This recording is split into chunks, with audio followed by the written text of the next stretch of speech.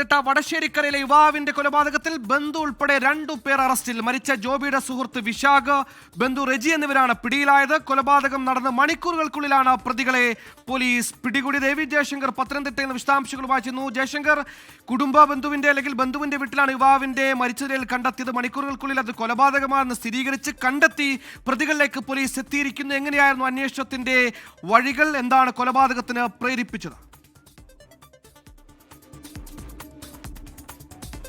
നമ്മൾ മദ്യത്തിനും ലഹരിക്കുമെതിരെ വലിയ ക്യാമ്പയിൻ നടത്തുമ്പോഴാണ് മദ്യലഹരിയിൽ മറ്റൊരു കൊലപാതകം കൂടി പത്തനംതിട്ടയിൽ നിന്ന് ഇങ്ങനെ റിപ്പോർട്ട് ചെയ്യേണ്ടി വരുന്നത്. കഴിഞ്ഞ ദിവസമാണ് ഇത്തരത്തിൽ പത്തനംതിട്ട വടശ്ശേരിക്കരയിൽ ജോബി എന്ന ആളെ മരിച്ച നിലയിൽ കണ്ടെത്തുന്നത്. ഈ സംഭവവുമായി ബന്ധപ്പെട്ട് അപ്പോൾ തന്നെ പോലീസ് അന്വേഷണം ആരംഭിച്ചു. ഈ ജോബിയുടെ ബന്ധുവും സുഹൃത്തുമായ റെജിയാണ് ഇതുമായി ബന്ധപ്പെട്ട വിവരം. ഇങ്ങനെ ഇത്തരത്തിൽ തൻ്റെ വീട്ടിൽ ജോബി മരിച്ചു കിടക്കുന്നുണ്ടെന്ന് റെജിയാണ് പോലീസിനെ അറിയിക്കുന്നത്.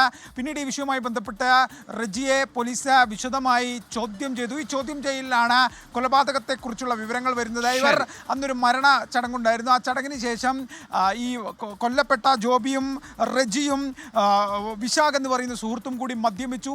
ഈ മദ്യപാനത്തിനിടെ ഈ വിശാഖ് എന്ന് പറയുന്ന സുഹൃത്ത് പുറത്തേക്ക് പോയി. ഈ ഘട്ടത്തിൽ കൊല്ലപ്പെട്ട ജോബി ഇത്തരത്തിൽ വിശാഖിനെ വിളിച്ച് ഫോണിലൂടെ അസഭ്യം പറഞ്ഞു. ഈ അസഭ്യം പറഞ്ഞ പ്രകോപനത്തിൽ തിരിച്ചെത്തിയ വിശാഖ് ഇത്തരത്തിൽ ജോബിയെ കത്തി ഉപയോഗിച്ച് ക്രൂരമായി കൊലപ്പെടുത്തുകയായിരുന്നു എന്നാണ് പോലീസ് പറയുന്നത്. മദ്യപിച്ചിലെക്കുകെട്ടാൽ പിന്നെന്ത് ബന്ധു, സുഹൃത്ത്, പിന്നെന്ത് മനുഷ്യജീവൻ? ഇത്തരത്തിലുള്ള കൊലപാതകങ്ങൾ അനുദിനം വർദ്ധിച്ചു വരികയാണ്. വിനാശമാണ് ഈ മദ്യവും ലഹരിയും എന്ന കാര്യത്തിൽ സംശയമില്ല.